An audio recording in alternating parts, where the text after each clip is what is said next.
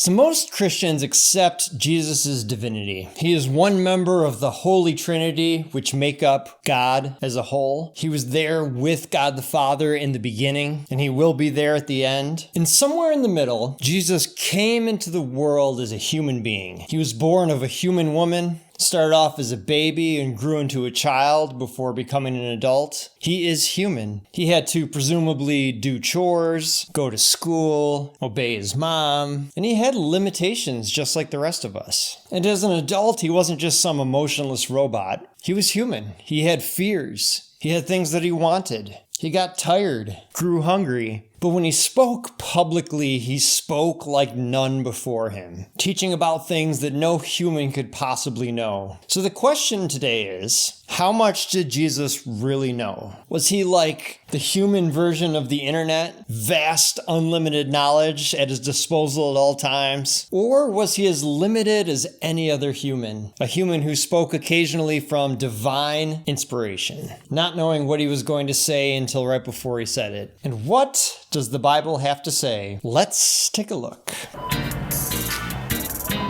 Attention, bargain shoppers.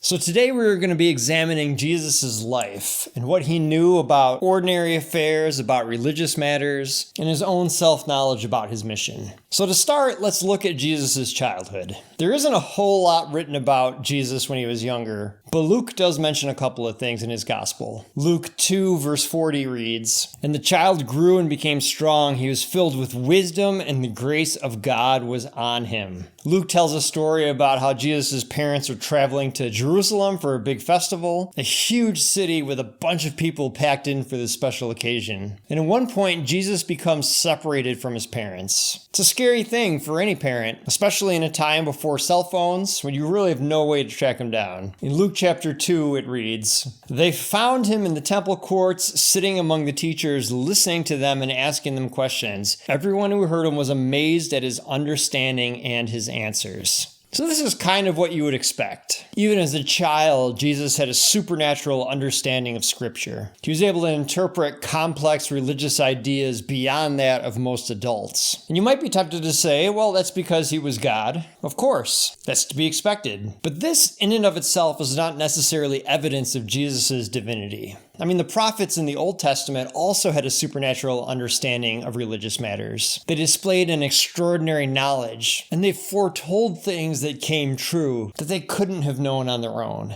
A foreknowledge of events. Ezekiel, for example, knew about things happening in a totally different part of the world. In Ezekiel chapter 40, the prophet has a vision, and he is shown a future image of the temple. Jeremiah prophesied that the Israelites would be conquered by the Babylonians and taken into exile. So having foreknowledge of events or a deep spiritual understanding isn't necessarily something unique to Jesus. What I'm saying is that this could be just as much divine inspiration in the moment as it could be Jesus just carrying around in his head all knowledge and understanding of everything that's ever happened. You see what I'm saying? So to answer this question, it might be helpful to look at Jesus' limitations. For example, in Mark 6, Jesus is visiting his hometown. And in verses 5 through 6, we're told, "He could not do any miracles there except to lay his hands on a few sick people and heal them. He was amazed at their lack of faith." So depending on how you interpret this could be an example of Jesus thinking something is going to go one way and then having it not go the way he intended,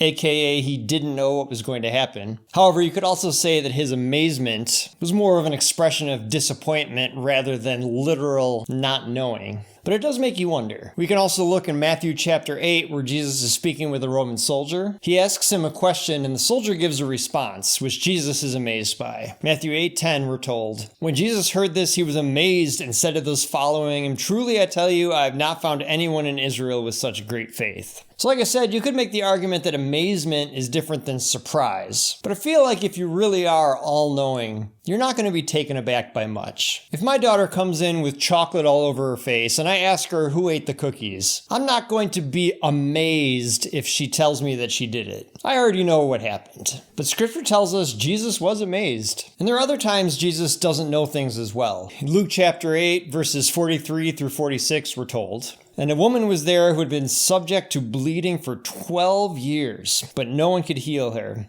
She came up behind him and touched the edge of his cloak, and immediately her bleeding stopped. "Who touched me?" Jesus asked. When they all denied it, Peter said, "Master, the people are crowding and pressing against you." But Jesus said, "Someone touched me.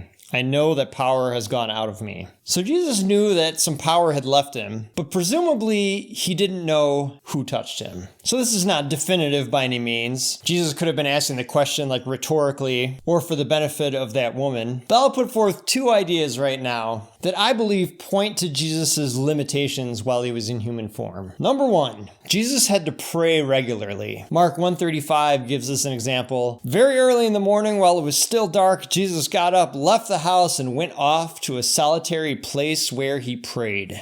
And this was his regular practice. Constantly seeking God, constantly pursuing that connection. Now, it is hard to know exactly what Jesus prayed about during those times, but one could reason that if he truly was all-knowing, that it wouldn't be necessary to constantly be seeking God's will. And secondly, I put forth that Jesus himself points to his own limitations. In Matthew 24:36, we're told, "But concerning that day and hour," referring to the end of the world, "no one knows, not even the angels of heaven nor the Son, but the Father only." So it's impossible to know for sure exactly what was going on in Jesus' head, but Scripture seems to imply that he was fully human, with all the frailties and weaknesses and limitations that come with being human. I'm reminded of Philippians 2:8, which says, "And being found in fashion as a man, he humbled himself and became obedient unto death, even the death of the cross." So there you have it. I hope you found that interesting, some food for thought. If you did, please feel free to comment, like, and subscribe. It does help out the channel. I will leave below in the description the scripture used today. Thanks so much for watching. My name is Adam. This is Bargain Bin Theology, and remember, you get what you pay for.